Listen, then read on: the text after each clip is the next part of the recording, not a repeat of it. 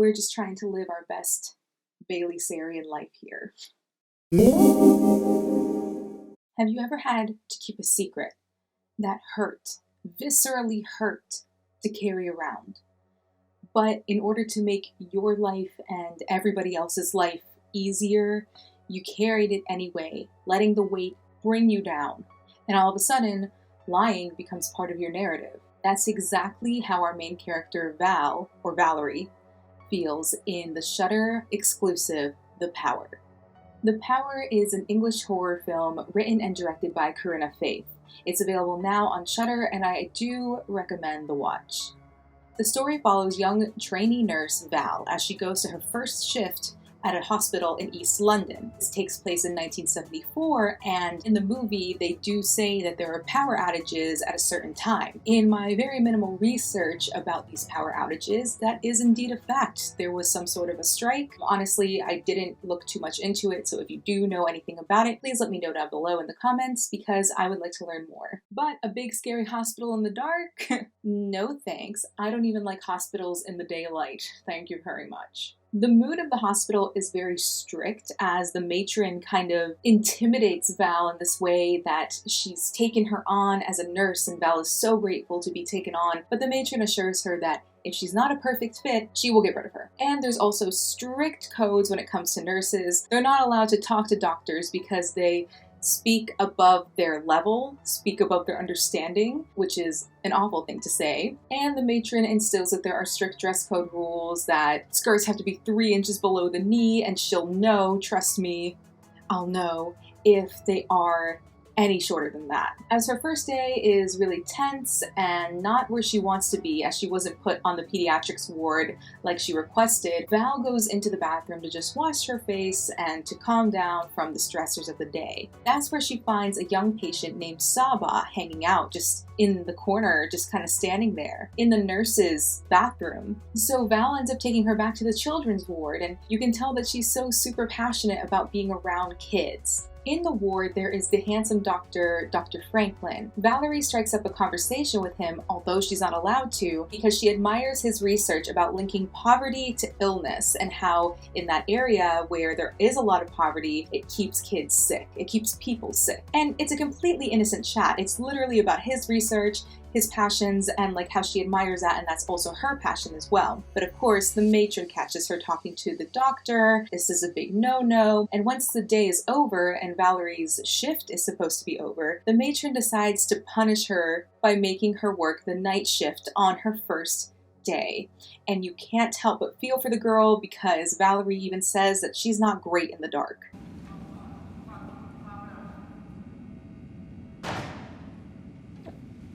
That's too early. Isn't that too early?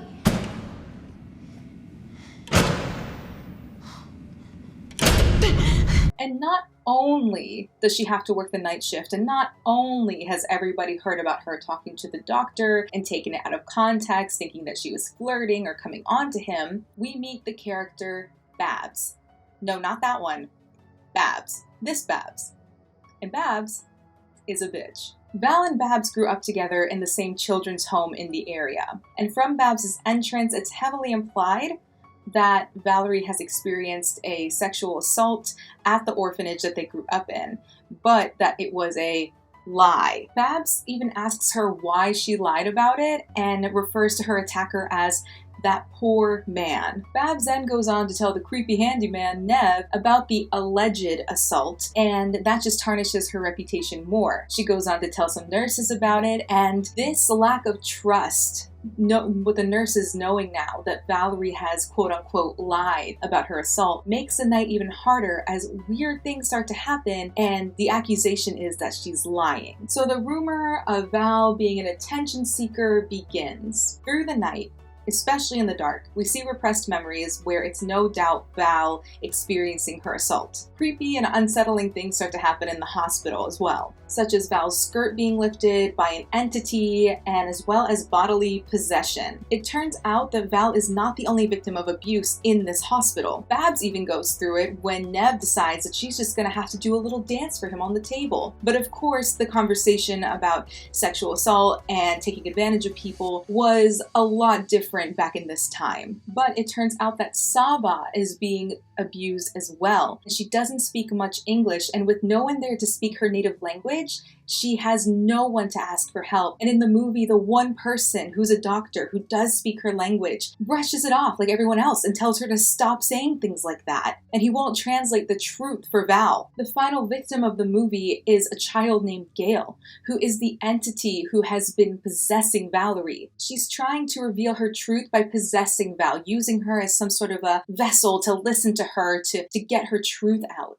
She's trying to tell someone that she was abused in the hospital and that it was real, even if the head of the hospital doesn't even acknowledge that she ever existed. This is in order to cover up the abuse, and even the matron, who is strict as hell, looks at the doctor with complete shock that he would deny that Gail ever existed. What the power is trying to show, in my opinion, is how easy it can be to silence victims, and how painful that is for them. After being attacked in the dark, Val is in an obvious physical state of distress, like there's no way she could have done those things to herself.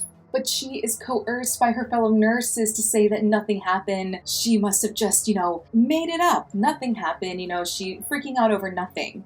It's so easy for people to doubt themselves and for people to coerce people into doubting themselves for the sake of a narrative that they want to push. Attacked. By who? Where? Something chased me to the basement. What? Something? Someone. Did you see his face? When I looked, there was no one there. Are you just making this up? I'm sorry, Val, but I've heard a few things. Maybe you're right. Maybe I did imagine it. Well, why are you in such a state then? I'm not very good with the dark. So you agree then? You imagined it? Nothing really happened to you?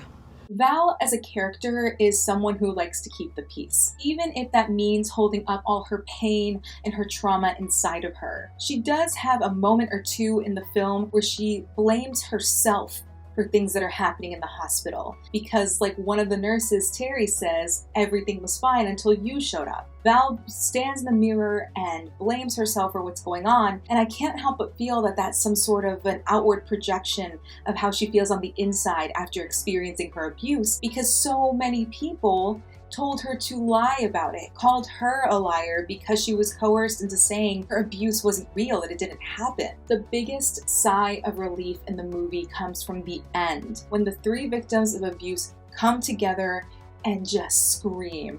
And I mean, it is cathartic. It is cathartic beyond words to see these three victims finally be listened to, even if it's just one big scream. And you can tell that it's been held up, pent up so long inside of them, where they just wanted to be listened to. And that's a huge theme in the film, is like, listen to me. It goes back to the whole theme of coercion, where people aren't listening to you. They're only trying to say what they want you to feel, what they want to hear, what they want to have happened. The best part of the film, in my opinion, is the very end, when the three victims, Val, Saba, and Gail, they run off to get revenge on the head of the hospital. They blame him for this place being rotten, which is just a line that really sat with me, and they will make sure he hears them. It is such a powerful ending, in my opinion, and of course, it's not a perfect film. If I loved anything most about it, it was the message. I do think that it could have been shortened up, but that's just me. I always think things can be shortened up. I love to see a good short film. I love to see short films. So I think that it could have maybe shaved off like 15 minutes, especially with the body horror. But overall, it's a horror, drama, suspense that sends a powerful message about trauma and how holding it inside